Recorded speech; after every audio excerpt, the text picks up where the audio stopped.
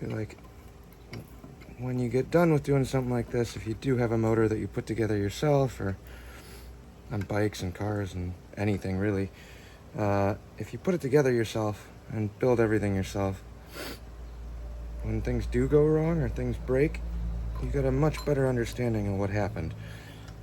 So playing around with old stuff, obviously it will require more maintenance and more problems.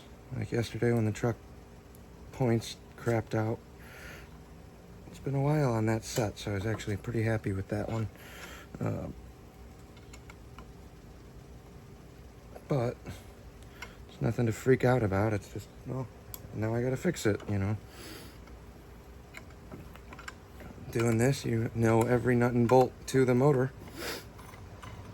So when you start hearing funny noises or things go wrong, it's much easier to diagnose when you got a full understanding of what you did.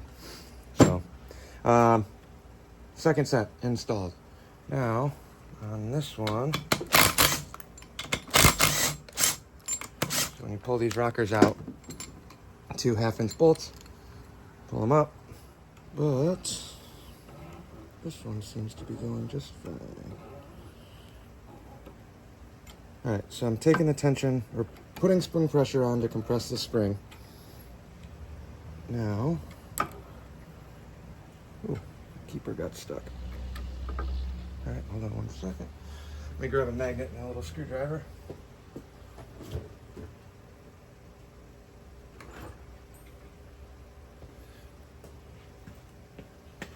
You guys can see this, but here's what we're looking at in the keeper. Keeper is up here, it's stuck. Magnets here.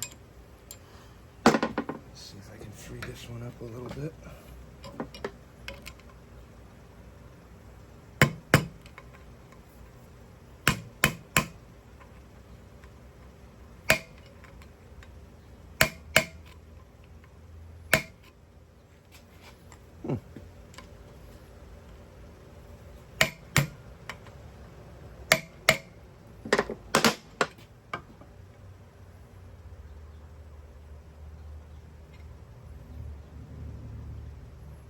I haven't had this one yet. Usually that cup goes down with it and it's kind of stuck. Let me try this again.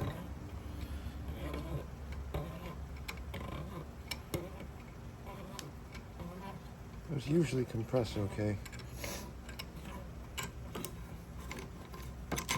Try the hammer method on this one again.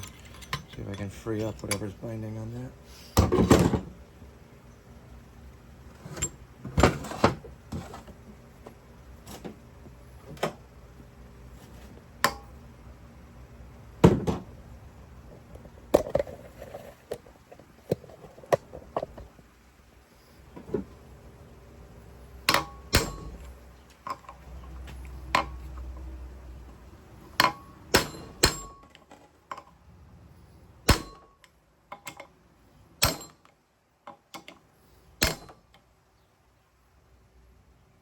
One half.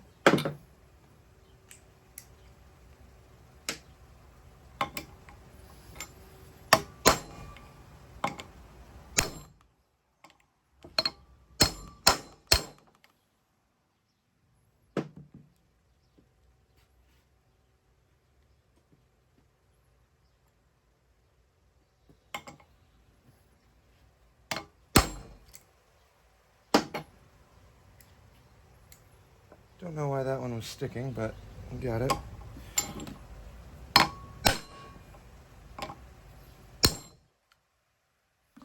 That's what's supposed to happen. It's supposed to pull the keeper and everything all up in one go. So when I open this, the valve retainer and everything drops in. The annoying part is the little keepers like to get stuck inside the magnet. Good for not having them fly around. Bad for trying to get them out with your fingers. But I don't know why that didn't work on the valve spring tool. Might have to come back and try that again on the next one.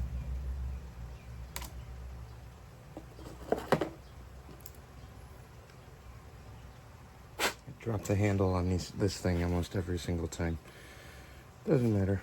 You can be grabbing it, it can be perfectly centered. Somehow soon as I start messing with it or take it off, the handle's going to go flying somewhere. There is kind of a line too. You can compress this with this tool pretty much all the way, which you don't necessarily want to do.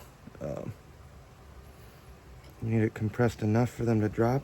Like right there is actually usually where I like it. They're about halfway in on both sides of the valve. They're about even. So then when I start taking the pressure off, it likes to try and find its own seat. That didn't go far enough. It's where I wanted it, just not far enough. If you go too far,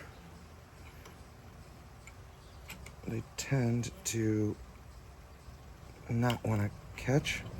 Right there is exactly where we want it. The spring's under tension. The keepers are pretty much touching each other, closed around it, making a circle around the valve. From here, take pressure off, try and keep it as centered as possible.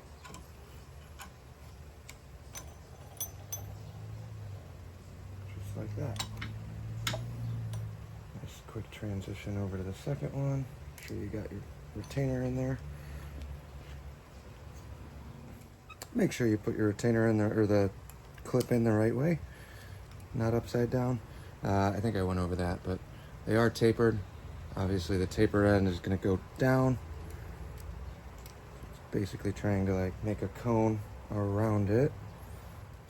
Punch or a little pick sometimes helps make it, or a screwdriver or a pick might make it a little easier for you too. Magnetic ones are nice for getting these out. Not always the best for going back in. Sometimes the magnetic section will actually make it catch all goofy or shift around or squirm in the pocket. Sometimes these like to shift around. Like this one in particular with the inner retainer. It's a much tighter surface area to catch this tappets in. I went entirely too far on that one. Compressing the spring wise, I mean. There goes the handle as promised. Alright, let's start putting some of these parts back on. I'm not going crazy, just getting these reassembled just so I have more space. I'm running out of room here.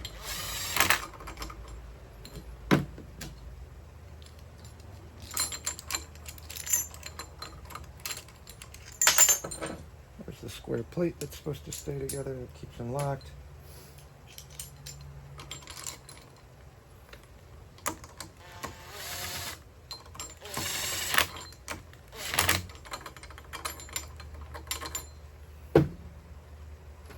There's no push rods in here, so they're not going anywhere. They'll flop around a little bit. They don't have any tension on them from the push rod. This one here that's still tight, floating just like that.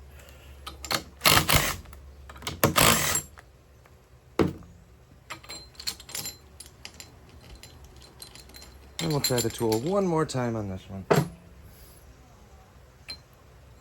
The hammer punch tool does work really well.